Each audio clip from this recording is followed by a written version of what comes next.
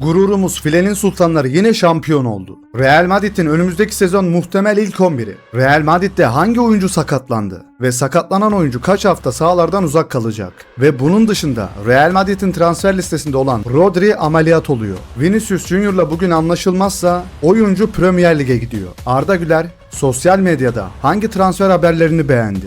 Real Madrid'den haberler, Arda Güler'den haberler, hepsi ve daha fazlası bu videoda olacak. Hazırsanız başlayalım.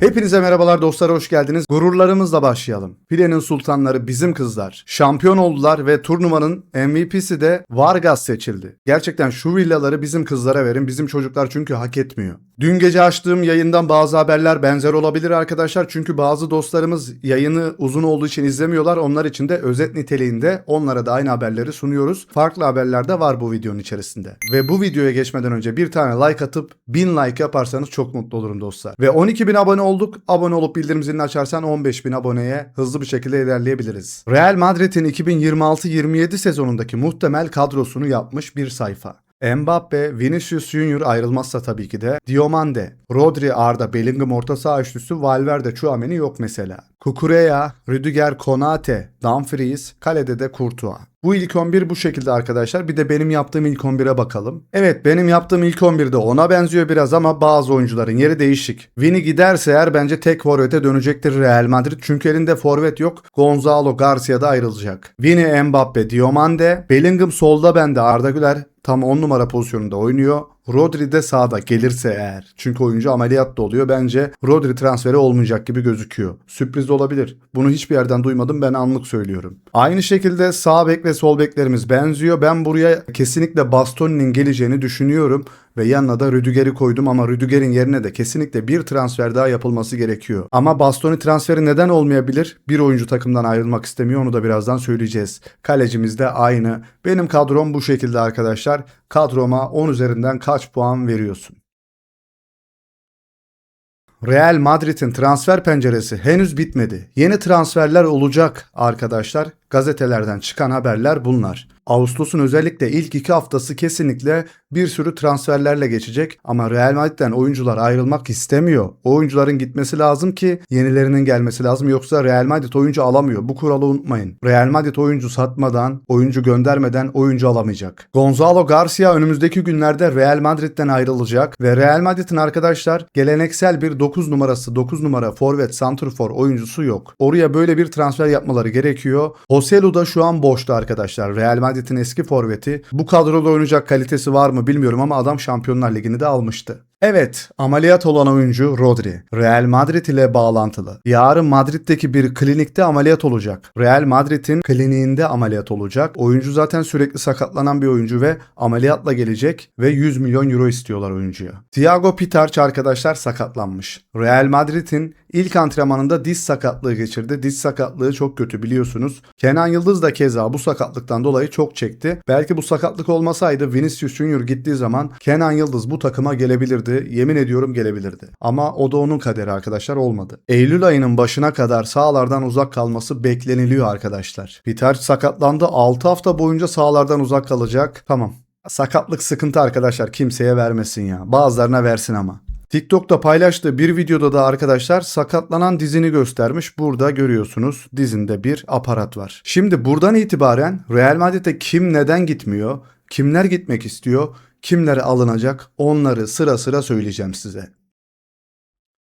Son raporlara göre bu yaz Real Madrid'den ayrılması muhtemel oyuncular: Mastantuono, 19 yaşındaki kanat oyuncusunun bu yaz kiralık olarak gitmesi bekleniliyor. Tüm raporlar bunun Endrick'e benzer bir hareket olacağını, satın alma opsiyonu olmayacak, basit bir kiralık anlaşma olacağını gösteriyor. Endrick gibi gidip geri gelecek ama bu arada Endrick satılabilirmiş, onunla ilgili haber de var. Asensio defans oyuncusu. Temsilcisi Jorge Mendes ve bu Figo transferini yapan adam bu arada. Onun için yeni bir kulüp arıyor. Jose Mourinho oyuncuya onun planlarında yer almadığını yüzüne söyledi arkadaşlar Asensio'nun, ama hala gitmiyor. Gonzalo Garcia, Real Madrid Gonzalo'yu önümüzdeki günlerde satmaya karar verdi. Bonservis bedeli 50 milyon euro. Şu anda Fulham en büyük ilgiyi gösteren kulüp. Oyuncuyla Fenerbahçe'de ilgileniyor.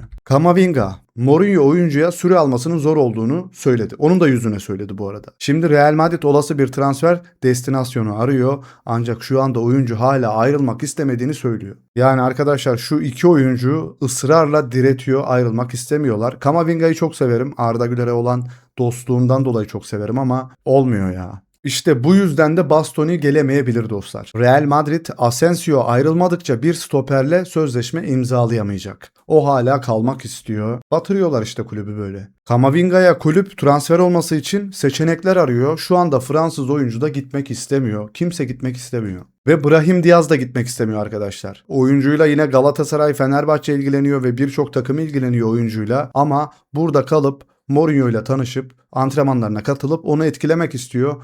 Zor. Real Madrid Vinicius Junior'la sözleşme imzalayamazsa zaten onun yerine ona benzer bir oyuncuyla sözleşme imzalamış durumda Diomande. Vinicius Junior maaşında indirime gitmeyi kabul ederse o da kalacak takımda. Real Madrid'in sorunu zaten ileride değil, defans hattı çökmüş durumda. İki yeni beki şu an çok iyi ama stoper tandemini kesinlikle değiştirilmesi gerekiyor. Konate Real Madrid'in stoperlerinden daha kötü bir stoper. Dumfries'de antrenmanlara devam ediyor dostlar. O da pazartesi günü Rüdiger'le beraber yani bugün katılıyorlar idmana. Arda Güler, Rodri ve Bastoni transferlerini beğeniyor. Ve Vinicius Junior'un da sözleşmesinin yenilenmesini istiyormuş. Yani Arda arkandan işte Vinicius Junior'lar falan kuyunu kazıyor ve sen bu oyuncunun sözleşme yenilenmesi haberini falan beğeniyorsun. Bu arada bu haberi araştırmadım, bakmadım. Böyle bir şey yaptıysan bunu yapmaman gerekiyor. Bunlara çok dikkat etmen gerekiyor. Hiçbir şeyi beğenme gerekirse. Böyle dönemlerde özellikle. Çünkü başına büyük işler açabilir. Dediğim gibi araştırmadım, bakmadım, bilmiyorum. Vakti olan varsa bakabilir. Sadece öyle bir söz etmek istedim dostlar. 2023 16 yaşındaki Yan Diomande Chelsea denemelerinde. Diomande oynama garantisi alamadığı için sözleşme imzalamamıştı. Ve şimdi Real Madrid'e geliyor. 17 ay önce lise takımında oynayan Diomande bugün Real Madrid'e transfer oldu. Şu şekil bir yükseliş lazım hepimize değil mi dostlar? Abone olursanız bunun gibi yükselebiliriz arkadaşlar. Bir anda böyle uçabiliriz ama olmuyorsunuz. Ücretsiz abone olmak. Evet, bir mağazada Jude Bellingham mankeni arkadaşlar.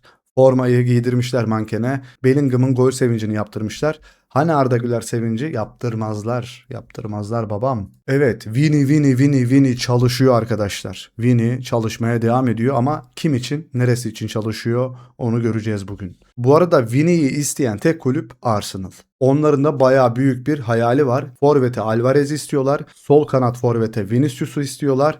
Ve Guimarães'i istiyorlar arkadaşlar orta sahaya da. Arteta'nın sezon başlamadan transfer edilmesini istediği oyuncular biliyorsunuz Arsenal. Kenan Yıldız'ı istemişti ama Juventus reddetmişti. Alvarez, Atletico Madrid çok iyi bir teklif gelmediği sürece satmak istemiyor. Barcola bu arada Paris Saint-Germain'le sözleşmesini uzatmadı. Oyuncu şu an boşa düşüyor. Liverpool ilgileniyor oyuncuyla ve Arsenal'da bonservis bedelini çok yüksek buldu oyuncunun. Bruno Guimarães oyuncu ile anlaşıldı. Kulüpler arasındaki pazarlık devam ediyor. Fabrizio Romano'nun haberi bu da.